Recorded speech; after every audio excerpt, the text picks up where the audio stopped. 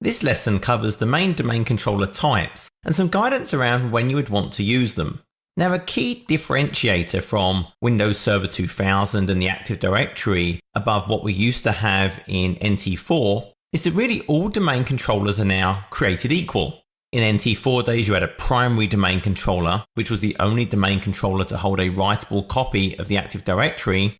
Then you could have one or more backup domain controllers to load balance authentication requests and to give you some protection if that PDC failed by promoting a BDC to become the PDC.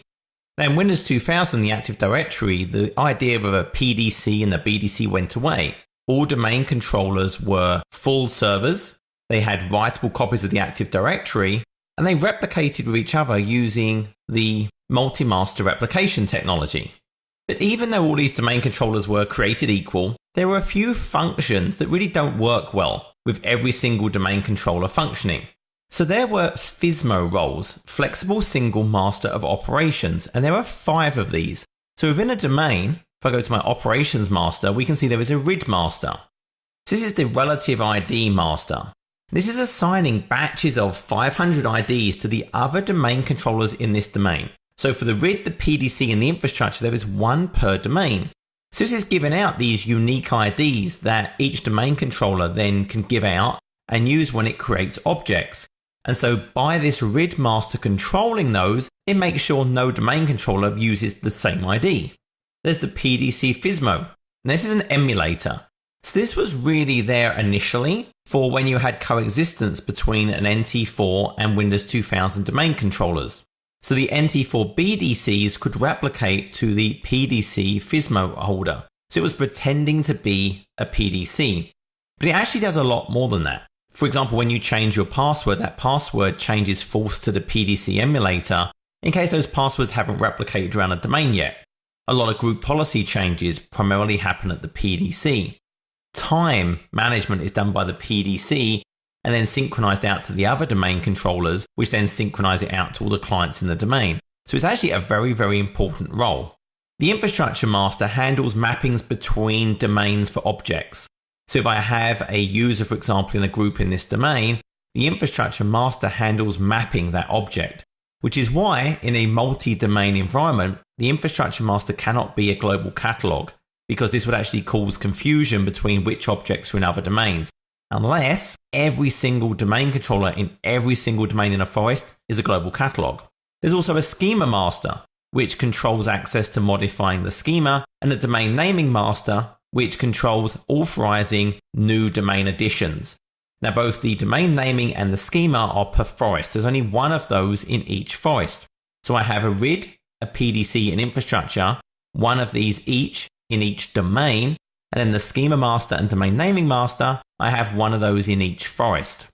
So that's a few special roles for certain domain controllers, and I can move those around. Additionally, we have a concept called the global catalog. And the global catalog is something that I can configure for each domain controller, and I set this when I run DC Promo initially. And this is based around the idea that I have more than one domain. So if I have more than one domain and I'm trying to access, maybe perform a search for a certain user for the entire forest, it would be very, very expensive to have to search every single domain in the forest one at a time. So the idea of the global catalog is a server that's a GC has a subset of information about every single object in every single domain in the forest. That's not every attribute, it's some of the most common ones. But this enables it to perform searches very, very quickly without having to go outside of the local domain and all the then Kerberos authentications that have to take place as part of that. So global catalog, there's not just one per domain. You could make every domain controller a global catalog. And indeed, if you only have one domain in your forest, make every single domain controller a global catalog because there's no additional replication traffic. And it actually just gives you a lot more scalability in your environment. If I have multiple domains in my forest, then you have to understand that enabling a domain controller as a global catalog means there's some extra replication traffic. It's having to get those objects about the users, computers, everything from the other domains replicated into its database. It's only a subset of the attributes, but it still could be quite a lot of traffic. So you're going to want to control who you make a global catalog, but certainly you need at least one in every domain. And if you have locations with maybe more than 100 people in that location, you would want a global catalog there as well.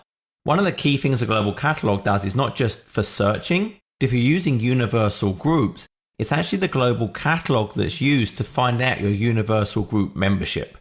So it's a very, very important function to have that global catalog available to find that information. It has to be contacted at logon time. The actual attributes that are stored in the global catalog are defined in something called the partial attribute set. Now, this can be modified within the schema by marking an attribute as either to be part of the GC or not, but generally you don't want to play with this. The default configuration gives you the best searching capability without leading to excessive replication traffic. So I have my option to be a GC.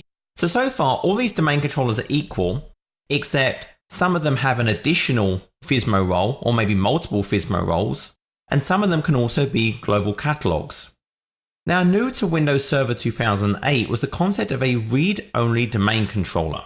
This kind of goes back to some of the thinking of the NT4 backup domain controllers. So a read-only domain controller can only receive replication. It's a one-way replication. If I look at a typical server, let's say my DCO1, I can see it has an automatic connection, and that's from DCO2 into this server.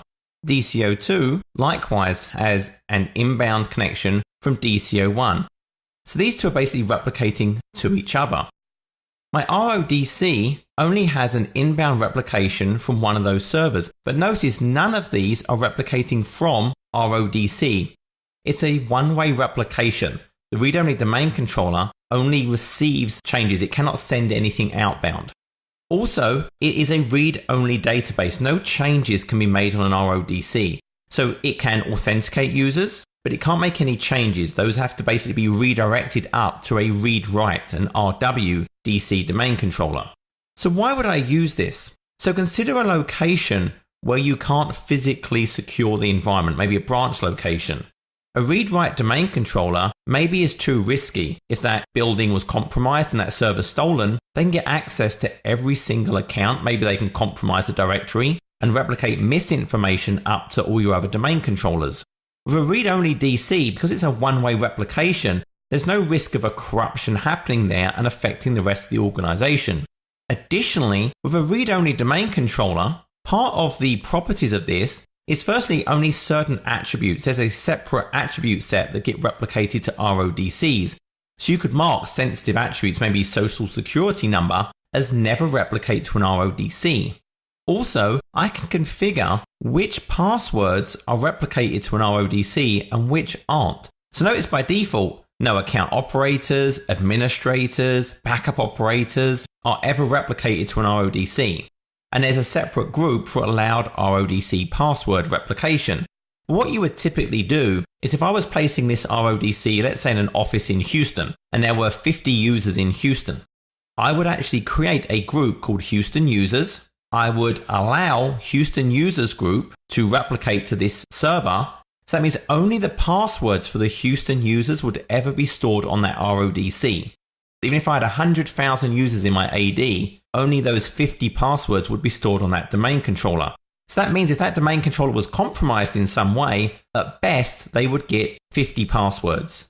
And the really great thing is if you then delete a read-only domain controller, as part of the deletion process, it will tell you, these accounts have their passwords stored on that DC. Do you want to reset them? So as soon as you know that RODC is compromised, you would delete it from the Active Directory and it would automatically reset all the accounts that actually had their passwords stored on that RODC.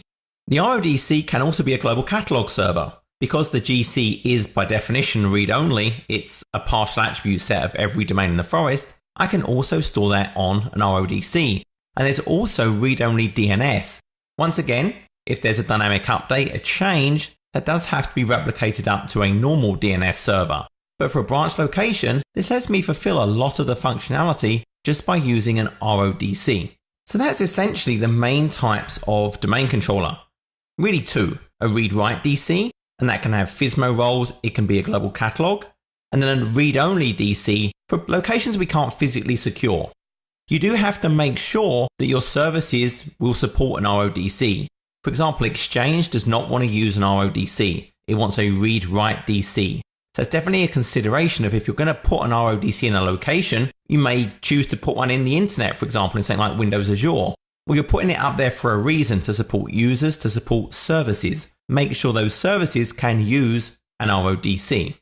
This concludes the lesson on domain controller types and when to use them.